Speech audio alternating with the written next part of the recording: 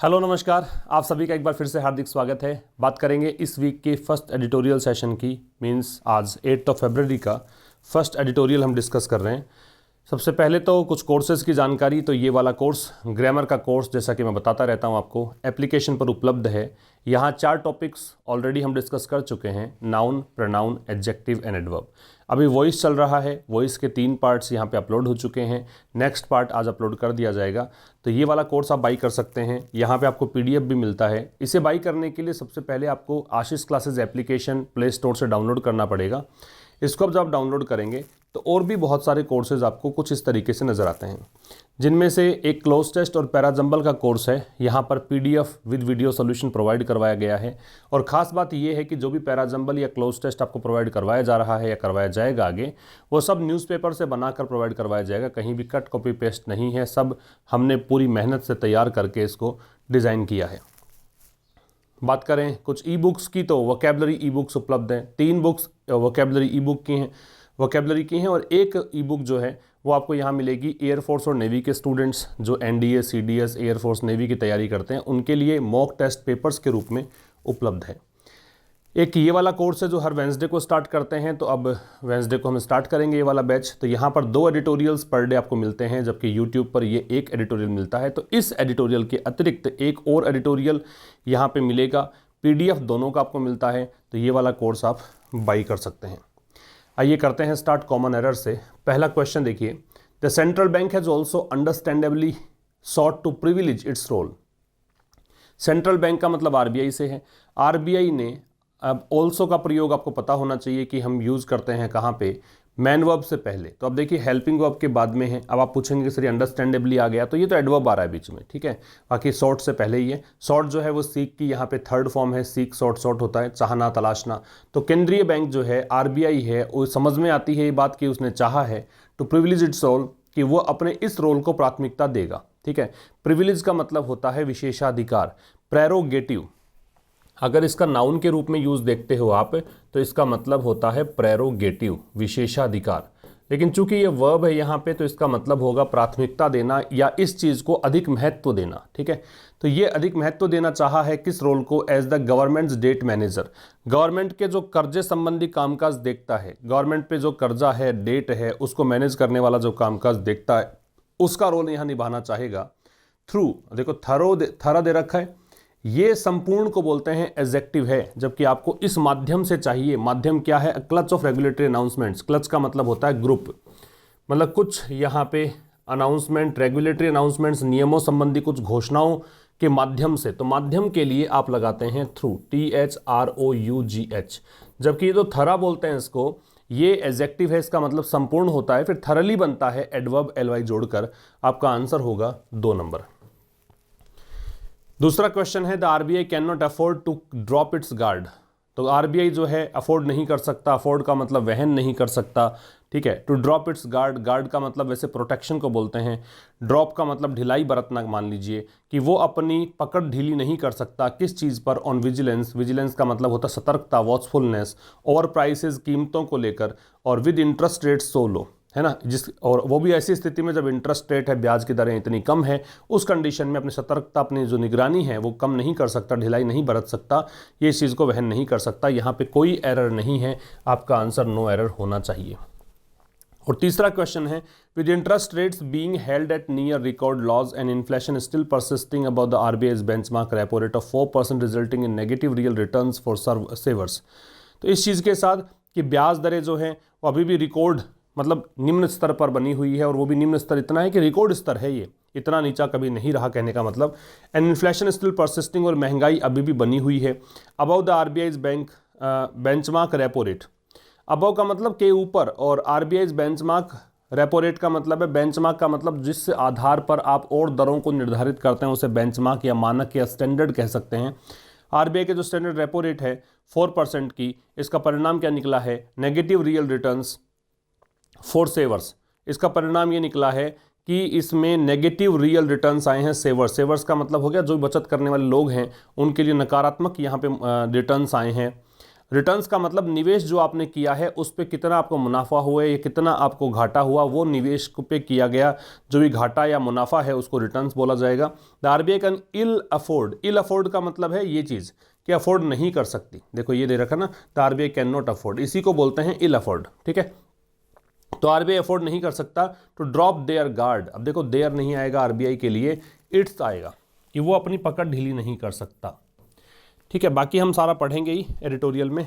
तो आइए करते हैं स्टार्टअप एडिटोरियल। टाइटल है स्टेइंग वॉचफुल और फाइनेंशियल आर्टिकल है, समझ गए होंगे आप।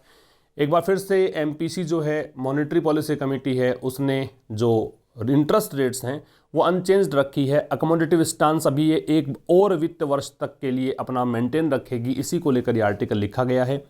तो देखिएगा पूरा, क्योंकि वित्तीय जो लेख होते हैं, जो फाइनेंशियल आर्टिकल होते हैं, थोड़े से ट्रिकी होते हैं, थोड़े से मुश्किल हो सकते हैं। हालांकि सबसे ज़्यादा मुश्किल तो स्पोर्ट्स रिलेटेड आर्टिकल होते हैं। ठीक है, और जो भी चीज़ें मिले उनको नोट करते चलना और ज़रूर से शेयर करना दोस्तों के साथ में, और अगर आपको समझ में आ रहा हो तो लाइक भी करके जाना। आइए स्टार्ट करें। स्टेइंग वॉचफुल, वॉचफुल का मतलब होता है अलर्ट। वॉचफुल से मतलब क्या होता है? अलर्ट, चौकन्ना होना, सावधान बने रहना। स्टे का मतलब बने रहना, तो वॉचफुल का सतर्क और स्टे का बने रहना। तो यहाँ पे सतर्क बने रहने के बारे में बात है, तो आरबीआई को यहाँ पे सतर्क बने रहने की जरूरत है, ये ले सकते हो इसका मीनिंग। आओ करें start. The RBI monetary policy committee, RBI की मॉनेटरी पॉलिसी कमेटी है। देखो आरबीआई वैसे तो आप लिविंग बीइंग तो नहीं है ना, और वैसे अपोस्ट्रोफी जब जिनेटिव केस आप पढ़ते हो नाउन के अंदर, तो उसमें ये चीज़ पढ़ी जाती है कि जब कोई लिविंग नाउन हो तभी आप अपोस्ट्रोफे लगाएं। तो आरबीआई से पहले कैसे लग गया? तो वहाँ पे कुछ एक्सेप्शनल केसेस भी आप पढ़ते हैं, है ना। हालांकि कोई लैंग्वेज में एक्सेप्शन होता नहीं, लेकिन ठीक है, उसी तरीके समझ में आता स्टूडेंट्स को। वैसे बता रहा हूँ मैं कि यहाँ पे आरबीआईज अपोस्ट्रोफी दे रखा है, वो इसका मतलब ये है कि ये जो भी सुप्रीम ऑर्गेनाइजेशन है देश के, जैसे कोर्ट है, सुप्रीम कोर्ट आ गया, आरबीआई आ गया, इनके साथ अपोस्ट्रोफी लगा सकते हैं आप। ठीक है, इसलिए अपोस्ट्रोफी लग रहा है। तो आरबीआई के जो मॉनेटरी पॉलिसी कमेटी है, आरबीआई की जो मौद्रिक नीति समिति है, एक बात ये भी ध्यान रखना कि जिस शब्द के साथ अपोस्ट्रोफी लगा होता है वो भी नाउन होता है, और अपोस्ट्रोफी के बाद जो शब्द लगा रहता है वो भी नाउन होता है। क्योंकि आपको ये तो ध्यान है ना कि दो चीज़ें जुड़ेंगी तो वो डेफिनेटली सेम चीज़ें जोड़ सकते हो आप, असमान चीज़ों को जोड़ नहीं सकते भी। Asymmetrical things can not be attached, है ना। तो यहाँ पे नाउन है क्योंकि अपोस्ट्रोफे जो है वो नाउन के साथ ही लगता है, जिनेटिव केस नाउन का ही है। अपोस्ट्रोफे के बाद जिससे कनेक्शन बताना है वो भी नाउन है। तो आरबीआई की जो मौद्रिक नीति समिति है, हैज एक्सपेक्टेडली, एक्सपेक्टेडली हो गया आपका एडवर्ब, हैज के साथ आपको लगाना है थर्ड फॉर्म। तो देखो हैज लेफ्ट, और बीच में लगाया यट अगेन। यट अगेन का मतलब कोई काम बहुत बार पहले भी हो चुका है और एक बार फिर से हो गया है, उसे कहते हैं यट अगेन। ठीक है, आपने कोई गलती करी और वो सेम टाइप ऑफ मिस्टेक आप बहुत बार पहले भी कर चुके हैं, तो ये फ्रिक्वेंट आपकी मतलब ये चीज़ें हैं कि आप बार बार में गलती करते हैं। एक बार फिर से गलती कर दी तो आप क्या कहा जाएगा कि you have committed mistake yet again. बात समझ में आ रही है? तो यही चीज़ है कि मौद्रिक नीति समिति जो है आरबीआई की, उसने अपेक्षित रूप से, एक्सपेक्टेडली मतलब ऐसी ही एक्सपेक्टेशन थी, अपेक्षित रूप से एक बार फिर से लेफ्ट, छोड़ दिया है benchmark interest rates. Benchmark interest rate का मतलब वो ब्याज दरें जिस पर और भी ब्याज दरें डिपेंड करती हैं, मानक या स्टैंडर्ड ब्याज दरें जो हैं, उसको कैसा छोड़ दिया है? अनचेंज्ड, अपरिवर्तित। अनचेंज्ड एडजेक्टिव है। एंड रीइटरेटेड, रीइटरेट का मतलब होता है रिपीट करना। रीइटरेट का मतलब क्या होता है? रिपीट करना। और इसने रिपीट किया है, दोहराया है क्या? That it will continue with, it यहाँ पे आरबीआई के लिए प्रोनाउन है कि वो कंटिन्यू करेगा, आरबीआई जारी रखेगी क्या? इट्स अपना अकोमोडेटिव स्टांस। इट्स यहाँ पे किसके लिए? आरबीआई के लिए पॉजिटिव एडजेक्टिव है। अकोमोडेटिव यहाँ पे एडजेक्टिव का काम करेगा, स्टांस यहाँ पे नाउन है। स्टांस का मतलब रवैया होता है, नजरिया होता है। अकोमोडेटिव का मतलब परिस्थिति के अनुसार ढलने वाला। तो अगर वैसे शाब्दिक अर्थ देखोगे तो इसका मतलब तो है कि आरबीआई स्थितियों को देखकर तय करेगी क्या करना है क्या नहीं।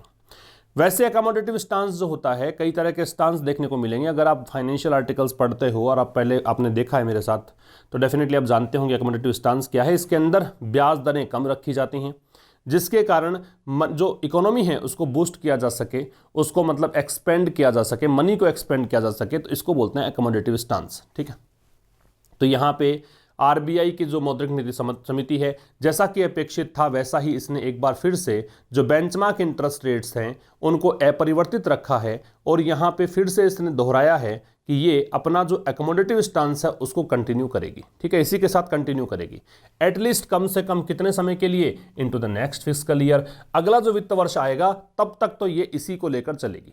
फिस्कल ईयर का मतलब वित्त वर्ष। इन ऑर्डर टू, कारण क्या है, इन ऑर्डर टू का मतलब होता है इस उद्देश्य से, ठीक है, विद दिस पर्पज, पर्पज क्या है तो सिक्योर, सिक्योर का मतलब होता है ऑब्टेन करना, गेन करना, गेट करना, प्राप्त करना। तो क्या उद्देश्य है, उद्देश्य है अ सस्टेन्ड इकोनॉमिक रिकवरी। सस्टेन्ड का मतलब होता है कंटिन्यूअस, सस्टेन्ड से मतलब क्या होता है कंटिन्यूअस, कि यहां पे आरबीआई जो है वो चाह रही है कि सस्टेन्ड इकोनॉमिक रिकवरी बनी रहे। इकोनॉमिक रिकवरी कि फिर से आर्थिक चीजें सही हों, बहाल हों, रिकवरी उसमें देखने को मिले, और उसे प्राप्त करने के लिए कि लगातार ये रिकवरी बनी रहे, लगातार ये दौर चलता रहे, लगातार पॉजिटिविटी सामने आती रहे, इसको सिक्योर करने के उद्देश्य से इसने ऐसा किया। आगे देखो तो central bank rate setting panel, ये है केंद्रीय बैंक का, आरबीआई को सेंट्रल बैंक बोलते हैं, उसका रेट सेटिंग पैनल का मतलब हो गया जो दरों को निर्धारित करने वाला आयोग है, कमिटी है। तो दरों को निर्धारित करने जो पैनल है उसने तर्क दिया है, रीजन का मतलब तर्क देना, आर्ग्यूमेंट देना, ठीक है, उसने तर्क दिया है दैट वाइल देयर आर, कि ये कंजंक्शन हो गया। अब वाइल से स्टार्ट है तो देखो यहाँ पे दो क्लोज होंगे कि while there are promising science, promising का मतलब होता है एनकरेजिंग या होपफुल, आप इसको रोजी भी कह सकते हो, आप इसके लिए होपफुल भी कह सकते हो, आप इसके लिए कह सकते हो एनकरेजिंग, ये सब इसके सिनोनिम होंगे,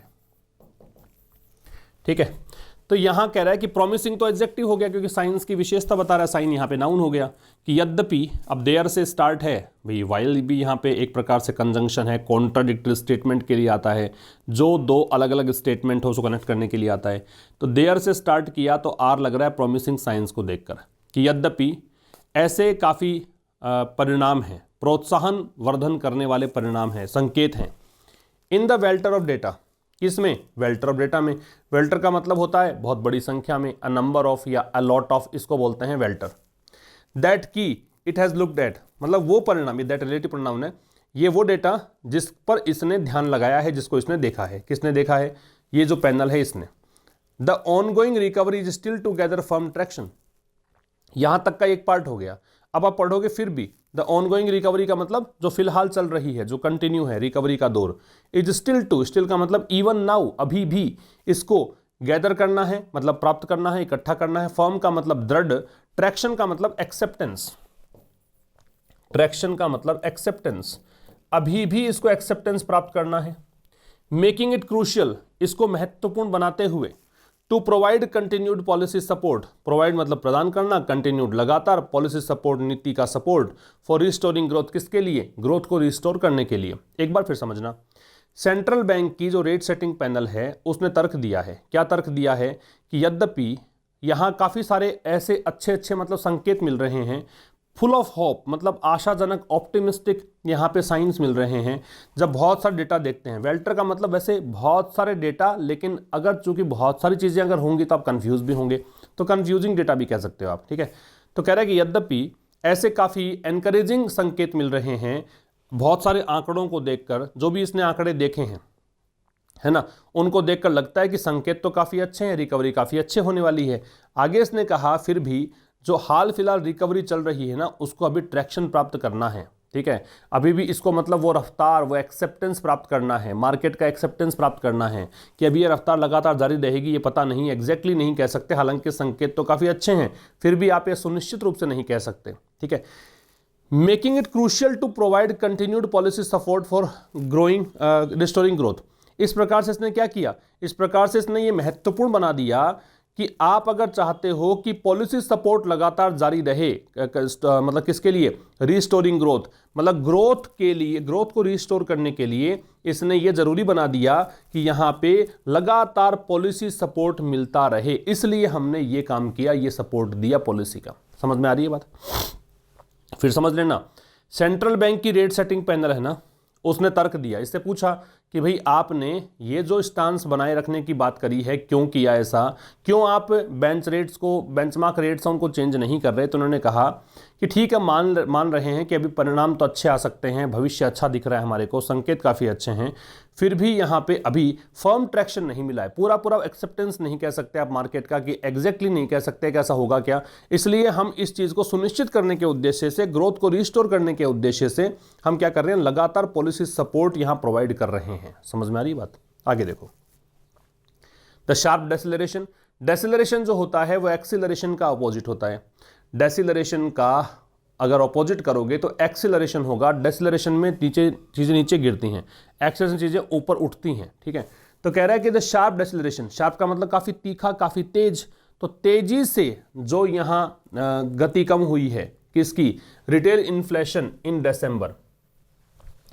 इन्फ्लेशन महंगाई को बोलते हैं, रिटेल का मतलब खुदरा होता है, इसका अपोजिट होलसेल करोगे, थोक को बोलोगे। ठीक है, तो रिटेल इन्फ्लेशन में दिसंबर में जो शार्प डिसेलरेशन देखने को मिला, लगातार यहाँ पे जो गिरावट आई, व्हेन हेडलाइन सीपीआई इन्फ्लेशन, जब हेडलाइन इन्फ्लेशन, समझो क्या होता है, हेडलाइन इन्फ्लेशन का मतलब होता है पूरा इकोनॉमी के अंदर, हेडलाइन इन्फ्लेशन मतलब पूरे इकोनॉमी में क्या इन्फ्लेशन के आंकड़े हैं उसको बोलते हैं हेडलाइन इन्फ्लेशन या टोटल इन्फ्लेशन। ठीक है, और सीपीआई है कंज्यूमर प्राइस इंडेक्स होती है, सूचकांक होता है ये।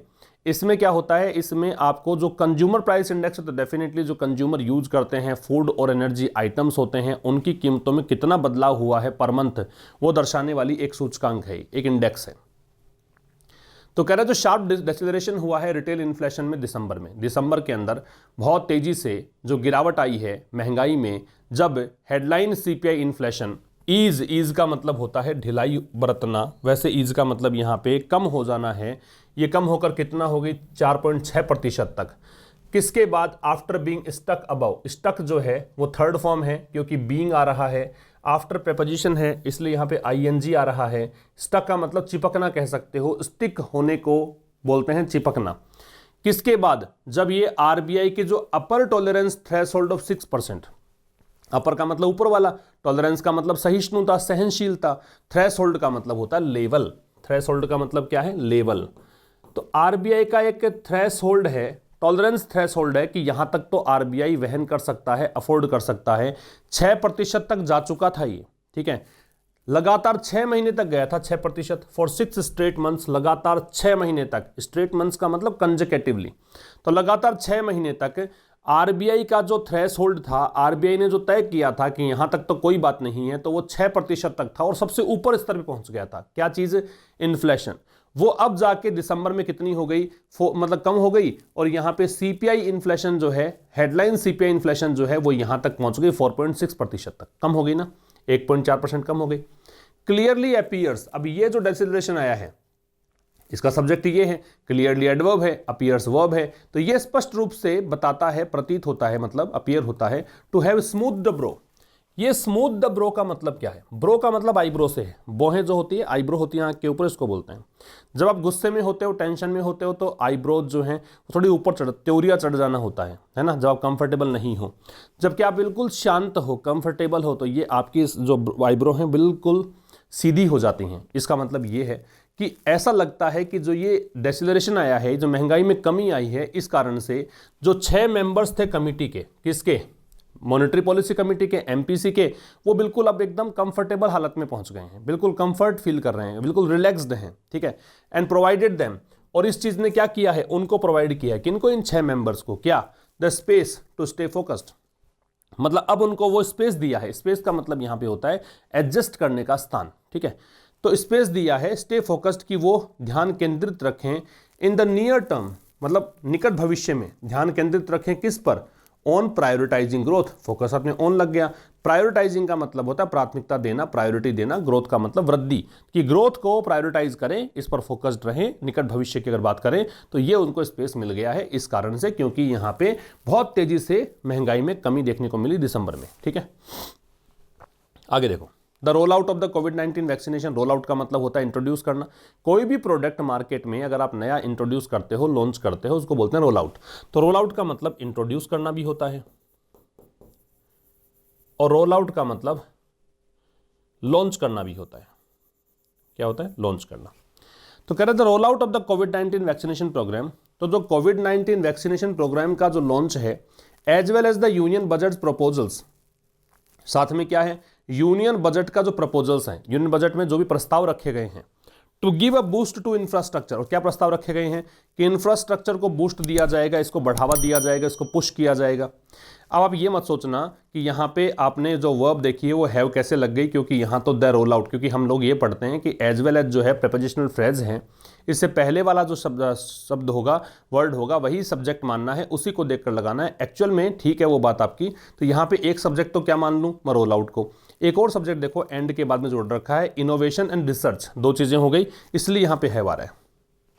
तो देखो एक तरफ तो क्या हुआ, केंद्रीय बजट के जो प्रपोजल्स थे, जो यूनियन बजट आया उसके प्रस्ताव थे, प्रस्ताव क्या थे, इंफ्रास्ट्रक्चर को बूस्ट किया जाएगा, साथ ही क्या हुआ, कोविड-19 वैक्सीनेशन प्रोग्राम को रोल आउट किया गया, इसको लॉन्च कर दिया गया, और क्या हुआ, इनोवेशन एंड रिसर्च, ठीक है, मतलब यहाँ पे और किसको बूस्ट किया जाएगा, यहाँ पे किया जाएगा इनोवेशन रिसर्च में, अमंग अदर थिंग्स, बाकी चीजों के बीच में हैव बीन रिकॉग्नाइज्ड, इसको क्या किया गया है, रिकॉग्नाइज किया गया है एज फैक्टर्स के रूप में, लाइकली टू रिस्टोर कॉन्फिडेंस, वो फैक्टर्स जिनकी संभावना है कि ये कॉन्फिडेंस बहाल कर सकते हैं, कॉन्फिडेंस को फिर से ला सकते हैं। एंड लैंड फिलिप का मतलब होता है बूस्ट, लैंड का मतलब होता है देना, वैसे लैंड उधार देना होता है, लेकिन यहां पे इसका मतलब देना पढ़िए, गिव पढ़ो, तो ये बूस्ट दे सकता है टू द ग्रोथ मोमेंटम, किसको, जो ग्रोथ मोमेंटम है, वृद्धि की रफ्तार है, गति को बोलते हैं मोमेंटम, रेस्पेक्टिवली का मतलब क्रमशः।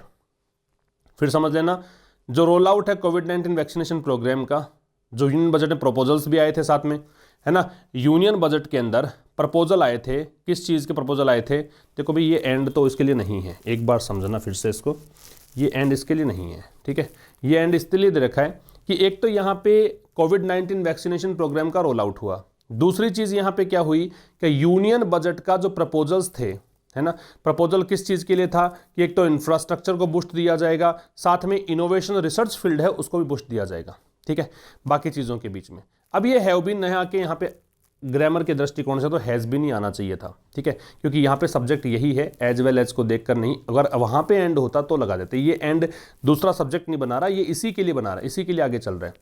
तो एक तो कोविड-19 वैक्सीनेशन का रोल आउट, साथ में यहाँ पे एक चीज़ और है कि यूनियन बजट प्रपोजल्स जो हैं उसके अंदर कहा गया कि हम बूस्ट करेंगे इंफ्रास्ट्रक्चर को, इनोवेशन को, रिसर्च को, बाकी चीज़ों के बीच में। तो इस चीज़ ने क्या किया है, इस चीज़ मतलब इसको have been recognised as factors likely to restore confidence and lend a fillip to the growth momentum respectively. तो ये जो हैव बीन रिकॉग्नाइज्ड, इनको पहचाना गया है ना, इनको पहचान की गई है किस रूप में, ऐसे फैक्टर्स के रूप में, ऐसे कारकों के रूप में, वो कारक जो कि संभावना रखते हैं कॉन्फिडेंस रिस्टोर करने की और बूस्ट देने की, किसको, ग्रोथ मोमेंटम को फिलिप देने के लिए, ग्रोथ मोमेंटम को बूस्ट करने के लिए, आगे बढ़ाने के लिए, रेस्पेक्टिवली मतलब क्रमशः, मतलब ये दो चीजें जो हुई है वो क्रमशः एक के बाद दूसरा, जिसका संबंध जिससे है वही, ठीक है।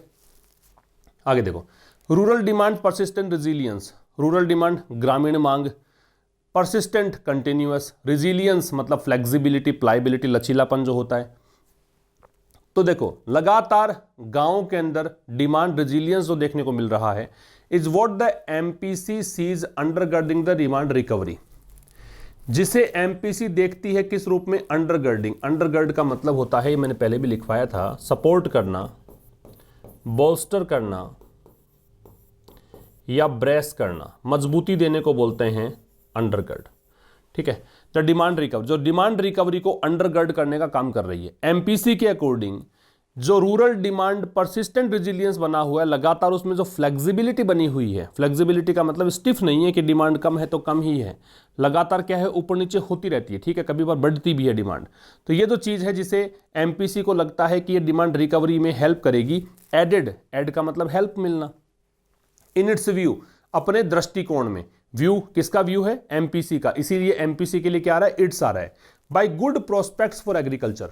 गुड प्रोस्पेक्ट्स, प्रोस्पेक्ट्स मतलब संभावना, लाइकलीहुड, प्रोस्पेक्ट्स का मतलब होता है लाइकलीहुड, संभावना, पॉसिबिलिटी, और ये यहाँ पे नाउन के रूप में है, गुड यहाँ एडजेक्टिव है, फॉर एग्रीकल्चर मतलब कृषि के लिए। फिर समझना, rural demands persistent resilience is, अब एक तो इज आ रहा है इसको देखकर कि रूरल डिमांड के अंदर लगातार जो रेजिलियंस बना हुआ है, जिसे कि एमपीसी देखती है, एमपीसी को देखकर आ रहा है सीज, जिसे एमपीसी देखती है कि डिमांड रिकवरी को सपोर्ट करने वाली चीज है ये, ठीक है।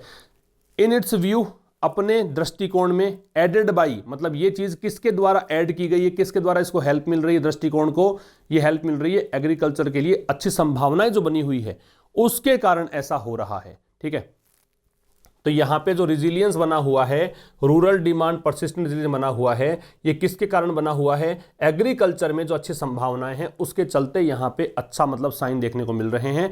इसको एमपीसी मानती है कि डिमांड रिकवरी को स्ट्रेंथन करने का ये काम करेगी, सपोर्ट करने का काम करेगी। And here while overall rabi sowing has been 2.9% higher year on year as on January 29। देखो एक तो यहां पे ये ग्रामर पढ़नी है आपको, जब दो एक जैसी नाउन्स हैं प्रेपोजिशन से जुड़कर आती हैं तो दोनों नाउन्स सिंगुलर आती हैं। तो ईयर ऑन ईयर है, दोनों नाउन देखो सिंगुलर है, बीच में प्रेपोजिशन है, एक वचन आएंगे क्योंकि एक साल के बाद दूसरा, इसका मतलब ये होता है कि एक के बाद दूसरा, तो चूंकि एक एक करके हम डील करते हैं इस कारण से सिंगुलर आता है। एंड हियर, और देखो अब क्या है, while overall rabi sowing has been, यद्यपि, वाइल यद्यपि, क्योंकि दो क्लोज लेगा वाइल और दोनों विरोधाभासी होंगे, तो यद्यपि जो पूरी मिला के रबी की फसल की बुआई है, सोइंग का मतलब बोना, बीज बोना, तो रबी की फसल की जो बुआई है वो रही है, हैज़ बीन रही है कितनी, 2.9% ज़्यादा रही है साल दर साल अगर बात करें उसकी अपेक्षा, मतलब पिछले साल की तुलना में बात कर लो तो 2.9% ज़्यादा रही है। कब की बात है, एज ऑन जनवरी 29, जब ये आंकड़े देखे गए जनवरी 29 को तब। फिर भी अब ये नई बात आ गई, ये कॉन्ट्राडिक्टरी स्टेटमेंट आएगा। फार्मर्स एजिटेशन, किसानों का जो आंदोलन है, एजिटेशन का मतलब क्या होता है, आंदोलन, जो किसानों का आंदोलन है, इन्वॉल्विंग कल्टीवेटर, जिसमें कि कल्टीवेटर्स शामिल, कल्टीवेटर्स का मतलब फार्मर्स, इन्वॉल्विंग यहाँ पे प्रिपरेशन काम करेगा, इसका मतलब है जिसमें किसान शामिल हैं। फ्रॉम की क्रॉप, की का मतलब मुख्य, क्रॉप ग्रोइंग स्टेट्स का मतलब फसल उगाने वाले राज्य, और किसान कहाँ के हैं, ये किसान हैं उन राज्यों के जहाँ पे फसल बहुत ज़्यादा होती है, बम्पर क्रॉप होती है, जिसमें शामिल कौन कौन से राज्य हैं, Punjab, Haryana, UP. Is a cause, अब ये कह रहा है इज अ कोज, ये किसानों का जो आंदोलन है ये कारण है, किसका, कंसर्न, चिंता का। एज ए प्रोटेक्टेड इम्पास, कारण क्या है, क्योंकि प्रोटेक्टेड इसका मतलब होता है प्रोलॉन्ग्ड, काफी लंबा चलने वाला, एक्सटेंडेड। इम्पास का मतलब होता है डेडलॉक, रुकावट, ठीक है, इसको कर लीजिएगा डेडलॉक, कि लंबे समय से जो डेडलॉक बना हुआ है, लंबे समय से जो मतलब दोनों के बीच बातचीत हो ही नहीं रही, सरकार और इनकी बातचीत नहीं हो रही, किसी निष्कर्ष पर नहीं पहुंच रहे हैं। हैज़ द पोटेंशियल, इसमें पोटेंशियल है, इसमें संभावना है, किस चीज़ की, टू डिसरप्ट, डिसरप्ट मतलब डिस्टर्ब कर देना, है ना, व्यवधान पहुंचा देना, कि ये जो डिस्टर्ब कर देना, तो ये जो फार्म आउटपुट है, कि खेती से जो भी कुछ भी आपको फसल मिलने वाली थी उस आउटपुट को प्रभावित कर सकता है। थ्रेटनिंग बोथ, और ये खतरा बनेगा, थ्रेटन मतलब खतरा बन जाना, एंडेंजर करेगा किस किस को, दोनों चीज़ों को, बोथ के साथ में एंड लगेगा, ग्रोथ को भी और इन्फ्लेशन डायनामिक्स, डायनामिक्स मतलब इक्वेशन, समीकरण, और इन्फ्लेशन का मतलब महंगाई, तो ग्रोथ को प्रभावित करेगा, महंगाई को प्रभावित करेगा। एक बार फिर समझना, कह रहा है कि यद्यपि पूरी जो रबी सोइंग है, पूरी जो रबी की फसल की बुआई है वो साल दर साल अगर बात करें तो 2.9% तक ज़्यादा रही है। जनवरी 29 को अगर आंकड़े देखें तब ऐसा लगता है। फिर भी जो किसानों का आंदोलन है, जिसमें मुख्य फसल उत्पादक राज्यों के किसान शामिल हैं, राज्य ये हैं, ये जो आंदोलन हो रहा है ये चिंता का कारण है। किसके लिए, कारण क्या है, चिंता का कारण क्यों है, क्योंकि यहाँ पे जो लगातार काफ़ी लंबे समय से जो इम्पास की स्थिति बनी हुई है, गतिरोध बना हुआ, डेडलॉक बना हुआ है, उसके कारण क्या हो सकता है, फार्म आउटपुट प्रभावित हो सकते हैं, डिस्टर्ब हो सकते हैं, और इससे क्या होगा, ग्रोथ और इन्फ्लेशन डायनामिक्स हैं वो प्रभावित हो सकते हैं। ठीक है, the central bank has also understandably sought, ये मैंने आपको बताया था, आपको कॉमन एरर में दिया था। द सेंट्रल बैंक, केंद्रीय bank, has also understandably, understand समझ में आती है ये बात, है ना, तो समझ में आने योग्य है। सॉट मतलब चाहना, टू प्रिविलेज, प्रिविलेज का मतलब होता है प्राथमिकता देना, मतलब या फिर ज़्यादा इंपॉर्टेंट मान लेना।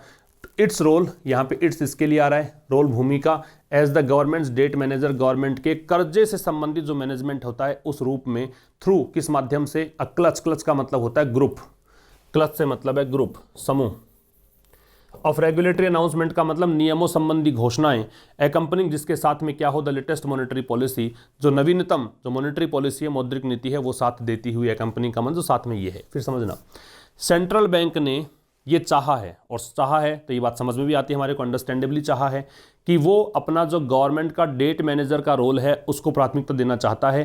किस माध्यम से, रेगुलेटरी अनाउंसमेंट्स के माध्यम से, जिसमें नवीनतम मौद्रिक नीति भी शामिल है। द टू मेन मेजर्स, जो दो मुख्य कदम हैं, मेजर्स का मतलब स्टेप्स, जो दो मुख्य स्टेप्स हैं, इन्वॉल्व उसमें शामिल है। मेजर्स प्लूरल है, इस कारण से इन्वॉल्व भी प्लूरल हो गया। वर्ब की फर्स्ट फॉर्म में अगर एस और एस नहीं जोड़ते हैं आप तो प्लूरल बन जाती है। तो कह रहे हैं द टू मेन मेजर्स, जो दो मुख्य कदम हैं जिसमें शामिल हैं क्या, extending the enhanced held to maturity dispensation. Dispensation का मतलब होता है सिस्टम, डिस्पेंसेशन का मतलब सिस्टम, ऑर्गेनाइजेशन, सिस्टम, ऑर्डर, तंत्र, ठीक है। हेल्ड टू मैच्योरिटी का मतलब क्या होता है कि कोई प्रतिभूति, कोई सिक्योरिटी आपने खरीदी और तब तक अपने पास रखी जब तक कि मैच्योरिटी डेट ना आ जाए। बीच में जैसे आपने एफडी करवा ली और एफडी को जैसे 7 साल की एफडी तो 7 साल परिपक्वता अवधि तक आप अपने पास रखें, बीच में तोड़वाएं नहीं, उसे बोलते हैं हेल्ड टू मैच्योरिटी, ठीक है।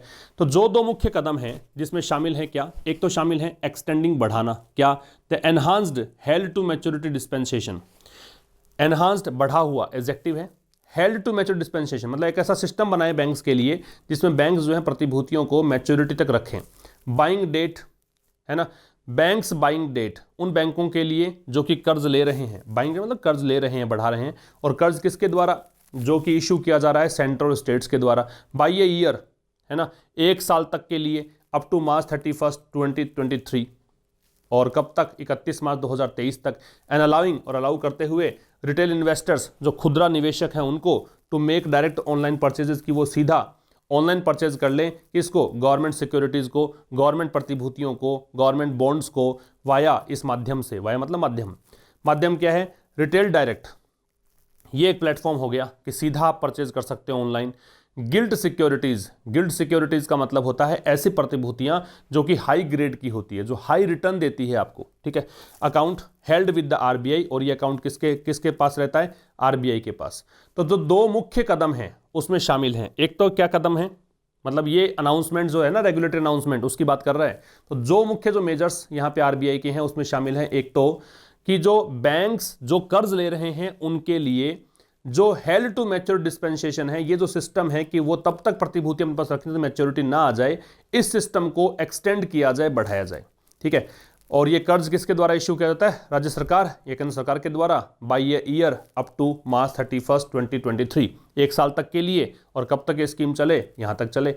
दूसरी बात क्या है, रिटेल इन्वेस्टर्स को अलाउ करें, जो भी खुदरा मतलब रिटेल सेक्टर में जो भी मतलब निवेशक हैं उनको अलाउ किया जाए कि वो सीधा ऑनलाइन परचेज कर ले गवर्नमेंट प्रतिभूतियों को रिटेल डायरेक्ट के माध्यम से, ठीक है। तो गिल्ड सिक्योरिटीज अकाउंट, और ये अकाउंट क्या है, ये रिटेल डायरेक्ट के बारे में बता रखा है, ये क्या चीज़ है, ये गिल्ड सिक्योरिटीज अकाउंट है। मतलब ऐसी सिक्योरिटीज़ यहाँ पे मिलेंगी जो हाई ग्रेड की होंगी, हाई रिटर्न देंगी, और ये किसके साथ रखी जाएंगी, आरबीआई के साथ हैं ये, ठीक है। With the centre alone targeting to borrow as much as 12 lakh crore. अब देखो इस चीज़ के साथ कि केंद्र सरकार जो है वो अकेली, यहाँ लक्ष्य है केंद्र सरकार का टू बोरो कि वो उधार लेगी, as much as 12 lakh crore, 12 lakh crore तक का उधार लेगी, एट द ग्रोस लेवल, संपूर्ण स्तर पर, ग्रोस टोटल लेवल को बोलते हैं gross level, in the coming financial year, आने वाले वित्त वर्ष में। तो आने वाले वित्त वर्ष में अकेला सेंटर जो है इसकी योजना है, लक्ष्य रखा है इसने कि इतना पैसा उधार लेगी। द डेट मैनेजर, अब ये कौन हो गया, ये आरबीआई हो गया, आरबीआई चाहता है कि मैनेजर, आरबीआई जो है फेसेस द अनविएबल टास्क, अनएनविएबल इसका मतलब होता है डिफिकल्ट, अनएनविएबल का मतलब है डिफिकल्ट, या फिर कह सकते हो अनप्लीजेंट। तो इसका बड़ा मुश्किल काम है, क्या काम मुश्किल है, ऑफ इंश्योरिंग, सुनिश्चित करने का, क्या, that the flood of debt, कि जो फ्लड ऑफ डेट है मतलब जो कर्ज का बोझ है, फ्लड का वैसे बाढ़ होता है, बहुत बड़ी संख्या में कोई चीज़ का आना होता है, उसको फ्लड बोलते हैं। फ्लड यहाँ पे नाउन है क्योंकि दे लगा हुआ है इससे पहले। तो फ्लड ऑफ डेट है, not only find takers at a price, तो ना केवल वो पाए, फाइंड करे, टेकर्स का मतलब लेने वाला, कर्ज लेने वाला, एट ए प्राइस, ऐसी प्राइस पर that does not push up borrowing cost, वो प्राइस जो कि पुशअप ना करे, बढ़ाए नहीं बोरोइंग कॉस्ट को, मतलब कर्ज लेने की दर को, की लागत कीमत को, for the rest of the real economy, जो वास्तविक अर्थव्यवस्था है, बाकी बची हुई अर्थव्यवस्था है उसके लिए। मतलब कर्ज अगर गवर्नमेंट ले लेगी तो बाकी बचे हुए, इसमें क्या होता है, एक ये वर्ड दे रखा है क्राउड आउट, इसका मतलब होता है कोई एक जो व्यक्ति है, कोई एक जो कंपनी है वो इतना मतलब प्रभावी हो जाए मार्केट में कि बाकी कंपनियों को नुकसान हो जाए, बाकी लोगों को नुकसान हो जाए, उसको क्राउड आउट बोलते हैं, ठीक है, वही चीज़ है, ठीक है। बट ऑल्सो, नॉट ओनली आ गया बट ऑल्सो, बल्कि साथ साथ में क्या हो, ट्राइंग एंड प्रिवेंटिंग, कोशिश करना और रोकना, इट इसको फ्रॉम क्राउडिंग आउट, कि ये क्राउड आउट ना कर दे डिमांड को, कहीं डिमांड को क्राउड आउट करने का मतलब क्या है कि सब, अब चूंकि गवर्नमेंट का इन्वॉल्वमेंट मार्केट में इतना हो जाए कि ये जो रिमाइंडर इकोनॉमी है, जो बाकी बची इकोनॉमी प्रभावित करे, उसको बोलते हैं crowd out. For private investment credit, किसके लिए डिमांड, प्राइवेट इन्वेस्टमेंट क्रेडिट की निजी निवेश की जो डिमांड है वो कहीं क्राउड आउट ना हो जाए। इससे एक बार फिर समझेंगे कि यहाँ पे सेंटर को खुद को अगले वित्त वर्ष तक पूरा, अगर ग्रोथ लेवल पे बात करें तो 12 लाख करोड़ का कर्ज लेना तय किया है इसने। तो इसमें अब इसके चलते जो आरबीआई है उसके पास बड़ा डिफिकल्ट टास्क है। अब उसको ये सुनिश्चित करना है, इंश्योर करना है कि जो कर्ज का जो फ्लड है, इतने बड़े मात्रा में जो कर्ज है, ना केवल ये इसको मतलब not only finds takers at a price, तो ये जो कर्ज है वो ना केवल मतलब इतने मतलब टेकर्स का मतलब लेने वाले, जो कर्ज लेने वाले हैं उसको इस कीमत पर कर्ज दिया जाए जो कि बोरोइंग कॉस्ट को ना बढ़ाए। एक तो ये काम करना है, मतलब रियल इकोनॉमी के लिए। बाकी जो अर्थव्यवस्था बच गई, गवर्नमेंट तो होगी, बाकी जो इकोनॉमी बच गई उसमें जो कर्ज लेने वाले हैं कहीं उनके लिए बोरोइंग कॉस्ट ना बढ़ जाए, कहीं उनको ज़्यादा ब्याज ना चुकाना पड़े। एक तो ये हैंडल करना है। दूसरा, यहाँ पे ये भी कोशिश करनी है आरबीआई को, कोशिश करनी है रोकना है इसको, गवर्नमेंट को रोकना है। किस चीज़ से? कि ये जो डिमांड सेक्टर है कहीं उसको क्राउड आउट ना कर दे, मतलब प्रभावी ये बनकर ना रह जाए कि गवर्नमेंट ही यहाँ पे डोमिनेंट फैक्टर है, बाकी जो रियल इकोनॉमी है, बाकी बची अर्थव्यवस्था है, कहीं वो इस चीज़ से अलग थलग ना पड़ जाए प्राइवेट इन्वेस्टमेंट क्रेडिट के लिए। ठीक है, जो निजी निवेश है वो भी इसमें आना चाहिए, केवल यहाँ पे गवर्नमेंट ही प्रभावी ना हो जाए, ये भी इसको देखना है। दो काम करने हैं। With interest rates being held eight, अब इस चीज के साथ कि जो ब्याज दरें हैं उनको रखा जा रहा है नियर रिकॉर्ड लेवल्स। कितने? आसपास। किसके आसपास? रिकॉर्ड लॉज, मतलब निम्नतम स्तर पे ब्याज दर रखी हुई हैं, उसको वहीं तक मेंटेन करना है। And inflation still persisting above, और जो इन्फ्लेशन है, जो महंगाई है वो अभी भी बनी हुई है, परसिस्ट मतलब कंटिन्यू करना, above the RBI's benchmark repo rate of 4%, मतलब अभी भी आरबीआई के जो बेंचमार्क रेपो रेट है, रेपो रेट क्या होता है? वो दर जिस पर बैंक जो है, आरबीआई जो है वो बैंकों को पैसा उधार देता है, उसको बोलते हैं रेपो रेट। तो आरबीआई की जो बेंचमार्क रेपो रेट है 4% है, उससे ज़्यादा महंगाई अभी बनी हुई है। इसका परिणाम क्या? रिजल्ट परिणाम निकलना, परिणाम क्या होगा? नेगेटिव रियल रिटर्न्स फॉर सेवर्स, कि जो बचत करने वाले लोग हैं, सेवर्स हैं, उनके लिए नेगेटिव रियल रिटर्न्स आएगा। कहने का मतलब उनके पास जो मुनाफा है वो नेगेटिव में आएगा, मींस उनको नुकसान होगा इन्वेस्टमेंट करने से। The RBI can ill afford, मतलब आरबीआई इस चीज़ को वहन नहीं कर सकती। इल अफोर्ड का मतलब है can not afford to drop its guard, कि वो अपना जो प्रोटेक्शन है वो उसको ड्रॉप कर दे, अपने ढिलाई बरते। किस चीज़ में? विजिलेंस, वॉचफुलनेस में, सतर्कता में। सतर्कता किस में? प्राइसेस के ऊपर। जो इसने कीमतों पर सतर्कता बनाई हुई है, निगरानी बनाई हुई है, सर्विलांस बनाया हुआ है, उसको ढिलाई नहीं बरत सकती आरबीआई। बात समझ में आ रही है? क्यों नहीं बरत सकती? कारण ये है क्योंकि इंटरेस्ट रेट अभी भी क्या है? नीचे स्तर पर है। महंगाई अभी भी क्या है? आरबीआई के जो बेंचमार्क रेपो रेट 4% है उससे ज़्यादा है। इसका कारण परिणाम क्या निकलेगा? जो सेवर्स हैं उनको रिटर्न नेगेटिव में मिलेगा। इसके चलते आरबीआई जो है वो अफोर्ड नहीं कर सकता कि अपनी जो सुरक्षा कवच है, प्रोटेक्शन है, विजिलेंस को लेकर प्राइसेस के ऊपर जो निगरानी है उस पर अपनी पकड़ ढीली नहीं कर सकती आरबीआई। ठीक है, अब देखो रिवीजन की बात करते हैं। विजिलेंस अभी पढ़ा हमने, वॉचफुलनेस होता है, तो एक नंबर को जोड़ दीजिए डी से, सतर्कता को बोलते हैं विजिलेंस। डिस्पेंसेशन का मतलब सिस्टम होता है, तो इसमें जोड़ देंगे ई। अनएनविएबल का मतलब होता है क्या? अनप्लीजेंट या फिर डिफिकल्ट, मुश्किल। प्रोस्पेक्ट का मतलब संभावना होता है, तो लाइकलीहुड ए से जोड़ देंगे। और प्रोटेक्टेड का मतलब होता है प्रोलॉन्ग्ड, एक्सटेंडेड भी कह सकते हो, काफ़ी लंबे समय तक इस अर्थ में ले सकते हो। इसको आप स्क्रीनशॉट ले लीजिए इसका।